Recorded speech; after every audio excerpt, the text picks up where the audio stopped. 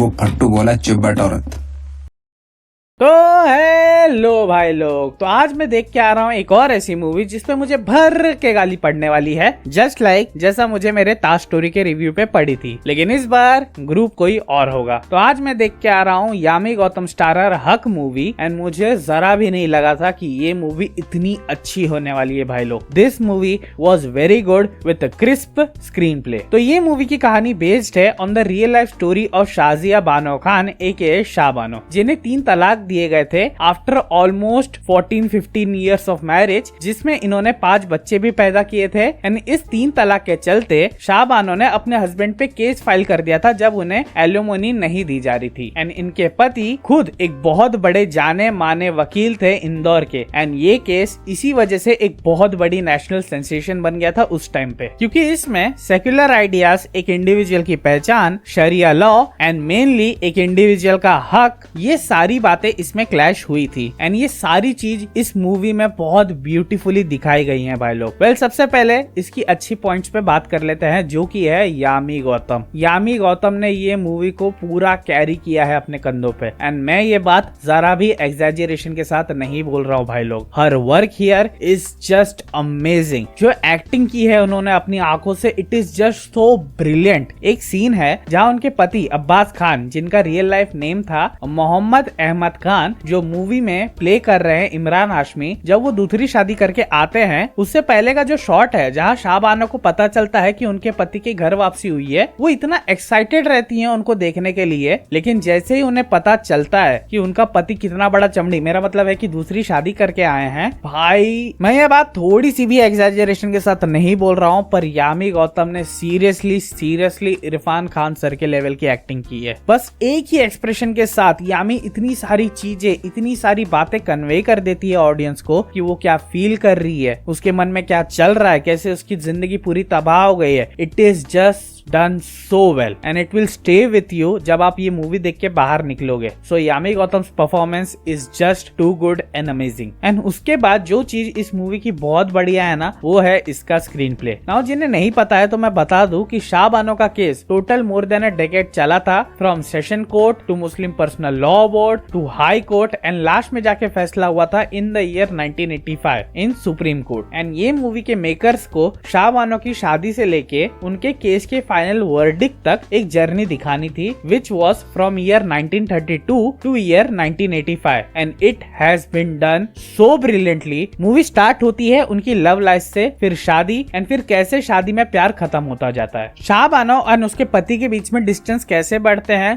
वो कैसे बेगम से एक पहली पत्नी और आपा बन जाती है इस्लाम में लिखे हुए रूल्स के चलते, ये सारी चीजें बहुत बढ़िया तरीके से दिखाई गई हैं। एंड मूवी आपको एक सेकंड के लिए भी बोर नहीं करती है, एंड वो इसलिए क्योंकि ये मूवी बहुत अच्छे से अपने सॉन्ग्स को यूटिलाइज करती है। एंड मैं मेरी पर्सनली बात करूँ ना, देन मैं सॉन्ग्स के इंटीग्रेशन का इतना बड़ा फैन नहीं रहा हूँ मूवी में, क्योंकि आई फील जो टाइम एक गाना ले रहा है मूवी का 4 मिनट या 5 मिनट, वहाँ तुम कोई कन्वर्सेशन डाल सकते हो जो कैरेक्टराइजेशन में हेल्प करेगा, या कोई फोर शेडोइंग डाल सकते हो आप, लेकिन नहीं, इन दिस मूवी सॉन्ग्स को बहुत अच्छे से यूज किया गया है उनके हिसाब से, specially in the first half of the movie, जहाँ में पूरा लव स्टोरी एंड शादी का सीक्वेंस दिखाया जाता है between Shah Bano and Abbas Khan. And वो एक इतने ब्यूटीफुल सॉन्ग पे दिखाया गया है पूरा सीक्वेंस, जिसका नाम है कबूल है, sang by Arman Khan. And उसके बाद जब उनका डाउनफॉल होता है शाह बानो का, वो भी बहुत अच्छे से दिखाया गया है एक ब्यूटीफुल सॉन्ग पे पूरा सीक्वेंस, जिसका नाम है दिल तोड़ गया तू, सैंग बाय विशाल मिश्रा। तो ये एक और चीज थी जो ये मूवी की मुझे बहुत पसंद आई है। एंड उसी के साथ जैसा मैंने कहा था कि यामी गौतम ने पूरी मूवी को अपने कंधों पे उठाया है, लेकिन इमरान हाशमी भी पीछे नहीं है, इन्होंने भी बहुत अच्छी परफॉर्मेंस दी है। एंड जो चीज मुझे इनके कैरेक्टर के बारे में सबसे अच्छी लगी ना, वो ये है कि उनके कैरेक्टर को एक आउट एंड आउट विलन नहीं दिखाया गया है, बट एक ऐसा इंसान दिखाया गया है who just can't deal with his ego, कि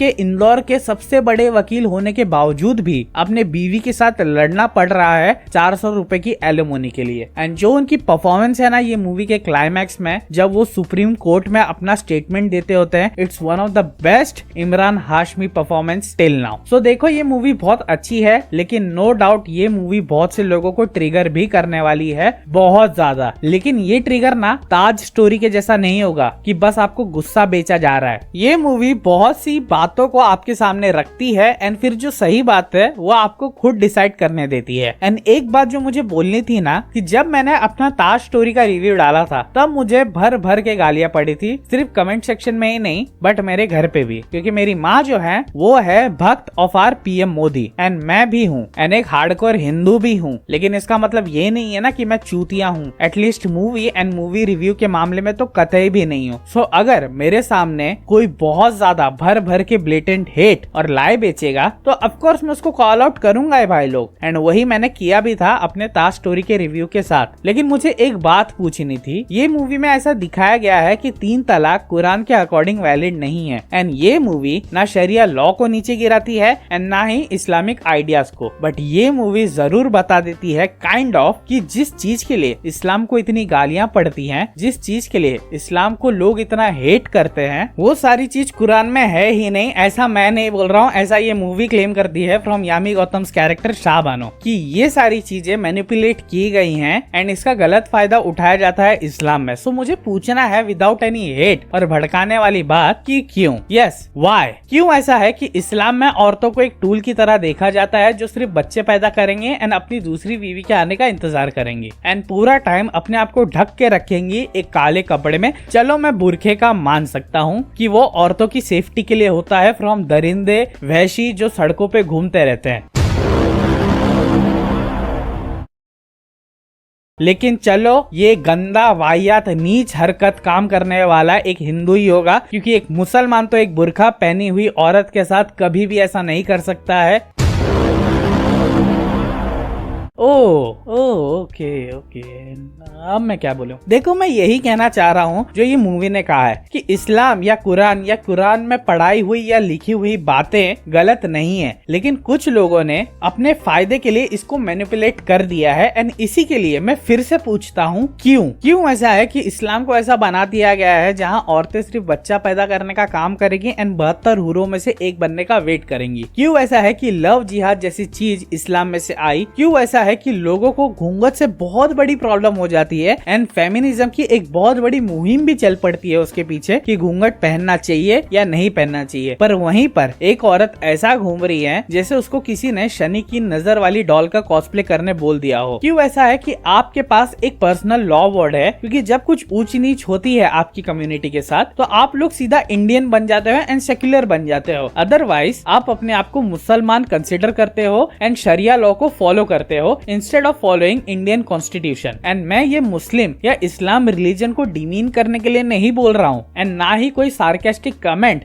या ताना मार रहा हूँ। मैं ये बात वही कर रहा हूँ जो बात ये मूवी में की गई है। क्यों ऐसा है कि 5 वक्त की नमाज आदमी छोड़ सकता है लेकिन 5 शादी नहीं। एंड ये सारी चीजें मैं इसलिए पूछ रहा हूँ क्योंकि अकॉर्डिंग टू दिस मूवी इस्लाम में 3 तलाक देने वाले को हंटर्स पढ़ने चाहिए बीज बाजार में, ऐसा कुरान में लिखा है। तो ऐसा क्यों है कि एक रिलीजन जिसके इतने सारे फॉलोअर्स हैं एंड हार्डकोर फॉलोअर्स हैं, वो ये क्यों नहीं समझ पा रहे कि कहीं ना कहीं उसके रिलीजियस बुक को मैनिपुलेट करके समझाया जा रहा है उन्हें एंड वो मैनिपुलेट हो जा रहे हैं, जो चीज वो माइट भी समझ नहीं पा रहे हैं। सो अगर कोई मुस्लिम भाई मेरी ये वीडियो देख रहा है तो प्लीज मेरे क्वेश्चंस का आंसर जरूर देना कमेंट सेक्शन में कि क्यों इस्लाम इतना अच्छा रिलीजन होने के बावजूद भी सारी गलत चीजों से एसोसिएट हो गया है एंड कौन है वो जो एक इतने अच्छे रिलीजन को खराब कर दिया है एंड लोगों को नफरत करने से मजबूर कर दिया है उस रिलीजन से। एंड देखो हमारे हिंदू धर्म में भी कुछ ढोंगी बाबा निकल जाते हैं, आप में भी होंगे। एंड मेरा ये जेन्युइन सवाल है, जो सवाल ये मूवी भी पूछती है कि असली इस्लाम तो कोई जानता ही नहीं है, बस उसके गलत फायदे लेने आते हैं लोगों को। एंड इसी के लिए रेटिंग की अगर मैं बात करूं तो मैं ये मूवी को दूंगा 5 में से 4 कॉन्स्टिट्यूशन ऑफ इंडिया। सो मैं हाईली सजेस्ट करूंगा कि ये मूवी प्लीज जाके देखो आप लोग। It's engaging, it's compelling feeling and आपके मन में बहुत से सवाल उठेंगे एंड आपको बहुत सारी चीजों पे सोचने पे मजबूर भी कर देगी ये मूवी। अगर आप मुसलमान हो तब तो और भी ज्यादा। तो बस यार आज के लिए इतना ही। अगर ये वीडियो पसंद आई है तुमको तो please like and share this video and do subscribe to my channel and do check out our gaming channel as well, GTG great ape gaming. And मुझे ना ऐसी मूवीज पसंद नहीं जो एक रिलीजन का मजाक उड़ाए एंड थैंक गॉड ये मूवी ऐसी थी भी नहीं। एंड वैसे आज तो बहुत सारी मूवीज रिलीज भी हुई ना। वेल कल मैं एक मूवी देखने जा रहा हूँ, कौन सी देखूं?